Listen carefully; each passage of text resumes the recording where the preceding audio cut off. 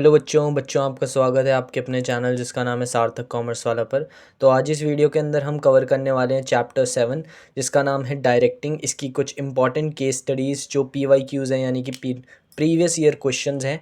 तो ये है हमारा चैप्टर 7 डायरेक्टिंग का पार्ट 1, जिसके अंदर हम कुछ केस स्टडीज़ को अपना डिस्कस करेंगे जो अलग अलग बोर्ड्स के पेपर्स में आ चुकी हैं पहले भी। और ये बहुत ही इंपॉर्टेंट जो मैं आपके लिए ला रहा हूँ केस स्टडी, बहुत ही इंपॉर्टेंट आप कह सकते हो, एक स्टडी मटेरियल है एक तरीके से, जिनके थ्रू आप अपनी प्रैक्टिस को और ज़्यादा पुख्ता कर सकते हो। ठीक है, तो इसके अलावा इसका नेक्स्ट पार्ट भी आएगा जो कल तक अपलोड हो जाएगा, तो प्लीज़ उसको भी जाके देख लेना। और जो बच्चे चैनल पे नए हैं उनको मैं बता दूं कि हमारे चैनल पे बिज़नेस स्टडीज़ क्लास 12th का सारा सिलेबस हमने टॉपिक वाइज कवर कर दिया है, from first chapter two the last chapter consumer protection. उसकी प्लेलिस्ट बनी हुई है, डिस्क्रिप्शन पे जाओ, वीडियोस पे जाओ, वहाँ पे आपको प्लेलिस्ट मिल जाएगी क्लास 12 बिज़नेस स्टडीज़ के नाम से। वहाँ पे यही सारे टॉपिक्स मैंने थॉरली बिल्कुल आपको समझा रखे हैं। और जो बच्चे ये सोच रहे हैं कि केस स्टडीज़ क्यों करवा रहे हो, तो हमने केस स्टडी प्लेलिस्ट भी शुरू की है after the completion of the syllabus. So उनमें जितने भी हमारे चैप्टर्स हैं उन सब की मैं आपको केस स्टडीज़ करवाने वाला हूँ। और मे बी इन फ्यूचर अगर आप अच्छा सपोर्ट दिखाते हो और सपोर्ट करते हो और कुछ हमारे चैनल में हल्की फुल्की ग्रोथ होती है, तो मैं MCQ प्लेलिस्ट भी एक निकालूंगा।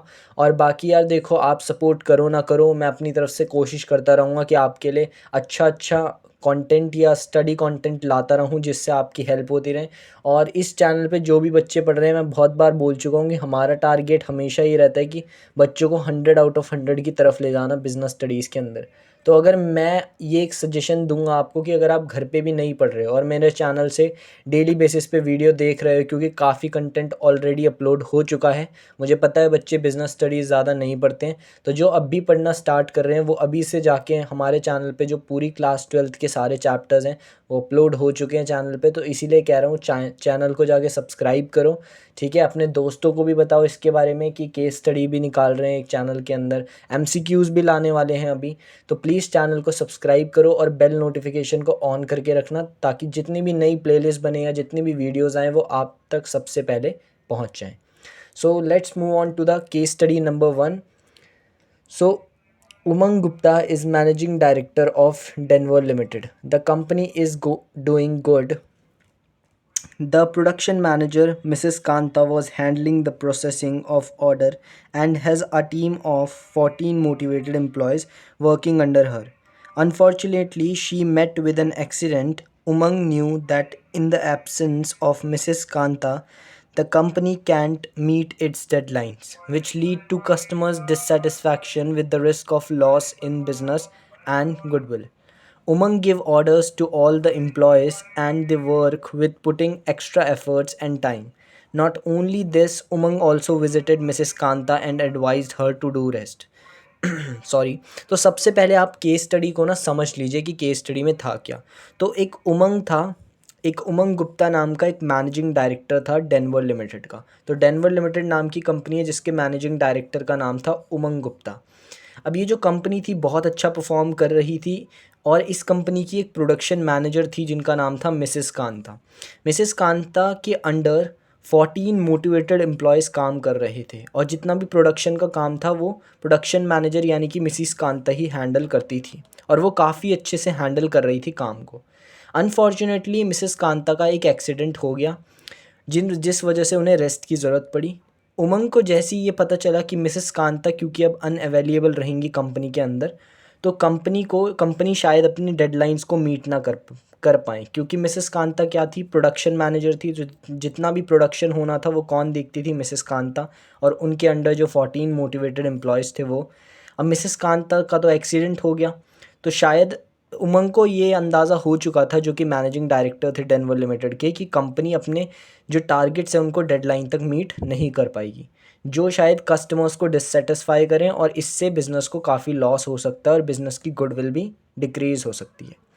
उमंग ने क्या किया, मिसेस कांता की प्लेस पे जाके, मिसेस कांता की प्लेस पे जितने भी मोटिवेटेड एम्प्लॉयज़ जो मिसेस कांता के अंडर काम कर रहे थे उनको ऑर्डर्स दिए। ठीक है, और उन सारे जो एम्प्लॉयज़ थे उन्होंने एक्स्ट्रा एफर्ट्स डाले और एक्स्ट्रा टाइम डाला काम को करने में। नॉट ओनली दिस, उमंग ने साथ ही साथ विज़िट किया मिसेस कांता के यहाँ और उनको बोला कि आप रेस्ट कीजिए। यानी कि उमंग ने ना कि मिसेस कांता के काम को भी संभाला, जबकि वो एक मैनेजिंग डायरेक्टर था, साथ साथ उन्होंने एक इंश्योरिटी दी मिसेस कांता को कि आप आराम से रेस्ट कीजिए, पहले अपनी हेल्थ को क्या कर लीजिए, सही कर लीजिए। तो यहाँ पे क्वेश्चन ये है केस स्टडी के अंदर, that identify the leadership style Umang Gupta followed. तो कौन सा लीडरशिप स्टाइल यहाँ पे उमंग ने फॉलो किया। तो अगर आप देखोगे तो कोई बच्चा यहाँ पे कंफ्यूज भी हो सकता है इस लाइन को पढ़ के, that Umang give orders to all the employees. लेकिन आप ये चीज़ ध्यान में रखो कि उमंग ने 2-3 चीज़ें यहाँ पे की। सबसे पहले उमंग ने मिसेस कांता की जगह पे काम किया, जबकि वो एक सुपीरियर था, वो एक मैनेजिंग डायरेक्टर था। चाहे तो वो मिसेस कांता को बोलता कि रेस्ट की कोई ज़रूरत नहीं है, आप काम पे आइए और काम कीजिए। अगर वो ऐसे बोलता तो वो कौन सा लीडरशिप स्टाइल फॉलो कर रहा था, ऑटोक्रेटिक। लेकिन उमंग गुप्ता ने मिसेस कांता के काम को भी देखा अपनी पोजीशन के साथ साथ, और साथ में मिसेस कांता को ये इंश्योरिटी भी दी कि आप रेस्ट कीजिए, आप टेंशन मत लीजिए, और विज़िट भी किया उनके यहाँ। तो विच मीन्स यहाँ से पता चलता है कि उमंग ने कौन सी लीडरशिप स्टाइल को फॉलो किया। यस, डेमोक्रेटिक लीडरशिप स्टाइल, जिसे आप पार्टिसिपेटिव लीडरशिप स्टाइल भी बोलते हो। क्योंकि यहाँ पे उमंग ने अपने प्रोडक्शन मैनेजर यानी कि मिसेस कांता के बारे में सोचा, उनके सिचुएशन को देखते हुए उनके काम को भी एक्सेप्ट किया, उसे करा भी, और साथ साथ उनकी कमी को खलने भी नहीं दिया। और लेसेस फेयर स्टाइल यहाँ पे हो नहीं सकता है, क्योंकि उमंग ने ऐसा तो नहीं है कि जो 14 एम्प्लॉयज़ काम कर रहे थे मिसेस कांता के अंदर, उन्हें ही सारी अथॉरिटी दे दी। तो यहाँ इसका जो आंसर है वो क्या है, democratic leadership style. Now let's jump into second case study. Mehak has been an outstanding student through her life. She did her graduation from a well-known college. When the placement started, she withdrew her name. A month later, she started her NGO which provided education to poor children. She sets a challenging target for her. अब पहले यहाँ तक case study हम समझ लेते हैं। अब महक नाम की एक लड़की है जो एक बहुत ही आउटस्टैंडिंग स्टूडेंट रही है अपने लाइफ के अंदर। महक ने अपनी ग्रेजुएशन एक बहुत ही अच्छे कॉलेज से किया, और जब प्लेसमेंट की बारी आई तो महक ने अपना नाम वहाँ से विड्रॉ कर लिया, यानी कि वो प्लेसमेंट में नहीं बैठी। कुछ महीनों बाद महक ने अपना एक एनजीओ स्टार्ट किया, और वहाँ पे उसने पुअर चिल्ड्रंस को यानी कि गरीब बच्चों को फ्री में एजुकेशन देना प्रोवाइड किया। फिर महक ने अपने लिए एक चैलेंजिंग टारगेट अपने लिए सेट किया। और वो टारगेट क्या था, लेट्स कंटिन्यू। टारगेट था, महक ने एक टारगेट अपने लिए रखा, एक चैलेंजिंग टारगेट रखा, उसने गोल रखा अपने सामने कि वो 5000 स्टूडेंट्स को पढ़ाएगी by the end of 5 years. यानी कि उसने अपने लिए एक चैलेंजिंग टारगेट रखा कि उसने बोला कि मैं अब एक टारगेट सेट कर रही हूँ अपने लिए कि मैं 5000 स्टूडेंट्स को पढ़ाऊँगी, पुअर चिल्ड्रंस को एजुकेट करूँगी, और वो भी 5 सालों के अंदर। She will be very successful, वो इसमें बहुत सक्सेसफुल हुई। Identify the Maslow need applicable here. तो कौन सी मास्लो नीड जो है वो यहाँ पे दिखाई दे रही है, या कौन सी मास्लो नीड की बात की जा रही है।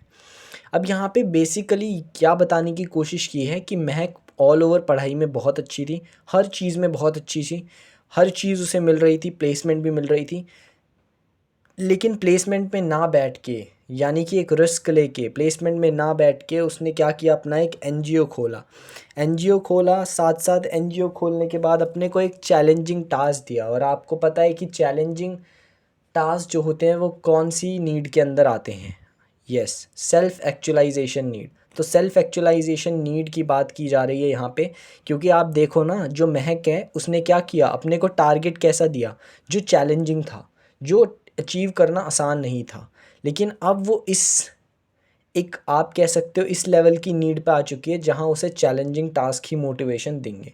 और उसने अपने लिए चैलेंजिंग टास्क क्या सेट किया कि 5000 पुअर चिल्ड्रंस को एडुकेट करना है 5 ईयर्स के अंदर। ठीक है, तो इसका आंसर होगा self actualisation need. Now let's move on to question number 3. Ravi is the marketing head and recently he organized a series of meeting to know the suggestions of his team members on various issues. His subordinates appreciate his habit of consulting his team before taking major decisions. Identify the leadership style. Very easy. Ravi एक marketing head है, और recently Ravi जो है उन्होंने क्या की, बहुत सी meetings organise करने की वो सोच रहे हैं। और वो मीटिंग उन्होंने ऑर्गेनाइज करने से पहले सजेशन लिया अपने सारे टीम मेंबर्स का, और बहुत से वेरियस इश्यूज़ पे। और वो जब भी कोई डिसीज़न लेते हैं तो अपने सबॉर्डिनेट्स से पहले पूछते हैं कि क्या हमें ये डिसीज़न लेना चाहिए या नहीं। और सबॉर्डिनेट्स भी रवि की इस हैबिट को काफ़ी ज़्यादा अप्रिशिएट करते हैं कि वो हमेशा कोई भी मेजर डिसीजंस लेने से पहले अपनी टीम से कंसल्ट करते हैं। तो कौन सा लीडरशिप स्टाइल है? बहुत ही सिंपल है, डेमोक्रेटिक और पार्टिसिपेटिव, जो भी आप कहना चाहो, क्योंकि डेमोक्रेटिक लीडरशिप स्टाइल ही वो स्टाइल है जिसके अंदर जो बॉस है वो कोई भी डिसीजन लेने से पहले सजेशन और कंसल्ट करता है, किससे? सबॉर्डिनेट से। यानी कि सबॉर्डिनेट्स की सजेशंस के बिहाफ पे ही वो कोई भी डिसीजन लेते हैं। ठीक है। ऑटोक्रेटिक में तो डायरेक्ट बॉस सेंटर्ड है, वहाँ तो वो सीधा ऑर्डर देता है और कोई सजेशन नहीं लेता। और लेसिस-फेयर में तो सारी अथॉरिटी डिसीजन लेने की किसके पास है? एम्प्लॉयज़। तो यहाँ पे ना ही ऐसा हो रहा है ऑटोक्रेटिक और ना ही लेसिस-फेयर। यहाँ पे रवि खुद डिसीजंस लेगा लेकिन पहले सजेशन कंसल्ट करेगा, किससे? अपने एम्प्लॉयज़ से भी। ठीक है। Let's move on to question number 4. Aisha Limited assured their employees that in spite of the recession, no worker will be retrenched from their job. Name the incentive. Aisha Limited नाम की company है जिन्होंने अपने employ को ये assurity दी कि recession का period चल रहा है इकोनॉमी में, लेकिन इसके बजाय वो किसी भी वर्कर को रीट्रेच का मतलब होता है निकालेंगे नहीं, डायरेक्ट उसको निकालेंगे नहीं, कंपनी से बाहर नहीं फेंकेंगे। ठीक है। यानी कि जॉब से नहीं निकालेंगे, चाहे रिसेशन का पीरियड ही क्यों ना चल रहा हो। तो बताओ कौन सा इंसेंटिव, यहाँ पे किस इंसेंटिव की बात की जा रही है? ये बात की जा रही है एक नॉन फाइनेंशियल इंसेंटिव जिसका नाम है जॉब सिक्योरिटी। जॉब सिक्योरिटी एक ऐसा इंसेंटिव है जो ये कहता है जब आप एक एम्प्लॉय को उसकी जॉब सिक्योर कर देते हो तो वही जॉब सिक्योरिटी कहलाता है।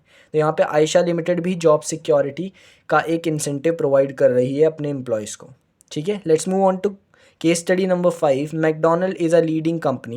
They tried their best to satisfy their employees. Therefore, McDonald's displays the name of the employee on the achievement board who performed well. Name the incentive.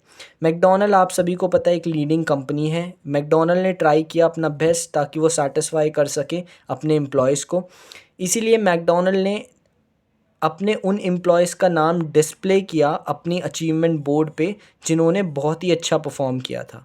अब बताओ कौन सा इंसेंटिव है? तो very famous and very important, recognition. ठीक है, जिसे आप कहते हो रिकॉग्निशन। ठीक है ना, एम्प्लॉय रिकॉग्निशन। तो एम्प्लॉय रिकॉग्निशन करा गया यहाँ पे। एम्प्लॉय रिकॉग्निशन के अंदर सिर्फ मोमेंटोज़ या ट्रॉफीज़ दे के ही किसी आप एम्प्लॉय को स्पेशल फील नहीं करवाते। आप चाहें तो डिपेंड करता है बिज़नेस पे, अचीवमेंट बोर्ड या नोटिस बोर्ड में उनकी फ़ोटोज़ लगवा के, उनका नाम हाईलाइट करवा के, उसके थ्रू भी आप उन्हें मोटिवेट कर सकते हैं। सो बेसिकली ये थी आज की 5 केस स्टडी। ये पाँचों केस स्टडीज़ बहुत ही इंपॉर्टेंट थी। बताना मुझे कमेंट के अंदर कि कैसी लगी ये केस स्टडीज़। और जो भी बच्चे वीडियो देख रहे हैं, बहुत मेहनत लगती है वीडियो को बनाने में, प्लीज़ चैनल को ज़्यादा से ज़्यादा सब्सक्राइब करो, अपने दोस्तों तक फैला दो यार चैनल को। अभी कम से कम मैं अप्रॉक्स क्लोज टू 100 वीडियोज़ डालने वाला हूँ। 92 आज हो चुकी हैं, 93 होगी ये वाली। तो अभी उस हिसाब से सब्सक्राइबर्स बहुत कम हैं, मेहनत बहुत ज़्यादा लग रही है। तो please show some support, okay, which give me stimulation to upload the videos continuously. So please do support, show your support by subscribe, by liking the video, or by only writing a comment in the comment box or the comment section. So कुछ भी करो यार, आप motivation दो, चाहे आप subscribe ना करो। अब मैं इससे ज़्यादा क्या ही बोल सकता हूँ आपको, लेकिन कम से कम एक कमेंट कर दिया करो अगर आप सब्सक्राइब करने का भी मन नहीं है कि हाँ भैया अच्छा पढ़ाया आपने या बढ़िया पढ़ा रहे हो, और वीडियोज़ इन टॉपिक्स पे लाते रहो। तो मैं लाऊँगा ज़रूर। ठीक है। और मेनली मुद्दा यही है कि देखो 100 में से 100 जो बच्चा लाना चाहता है वो प्लीज़ मेरे चैनल से बिल्कुल पढ़ें। और जो अगर 30 नंबर के बारे में सोच रहे हैं और मेरे चैनल को देख के फिर उन्हें ये लगता है कि नहीं हम तो क्या हैं, ये क्या पढ़ा रहे हैं यार, ये तो एक एक ऐसे क्या केस स्टडी करवा रहे हैं, तो फिर उनका फ़ायदा नहीं है। तो वो प्लीज़ चैनल पे ना ही रहें तो बढ़िया है। बाकी उनकी मर्ज़ी है, मैं किसी को यहाँ पे क्रिटिसाइज़ नहीं कर रहा हूँ कि कोई बच्चा बेकार है अच्छा है, लेकिन यहाँ पे मैं आपके व्यू पॉइंट को बता रहा हूँ, आपके माइंडसेट। तो आपका माइंडसेट क्या है उस पर डिपेंड करता है कि आप चैनल को किस नज़रिए से देख रहे हो। ठीक है, तो ये चीज़ है यार बस। तो होप करता हूँ वीडियो पसंद आई होगी, और पसंद आती है तो प्लीज़ चैनल को भी सब्सक्राइब करो, वीडियोस को लाइक करो और साथ में कमेंट करो, और अपने दोस्तों को भी बता दो चैनल के बारे में। Okay, good bye.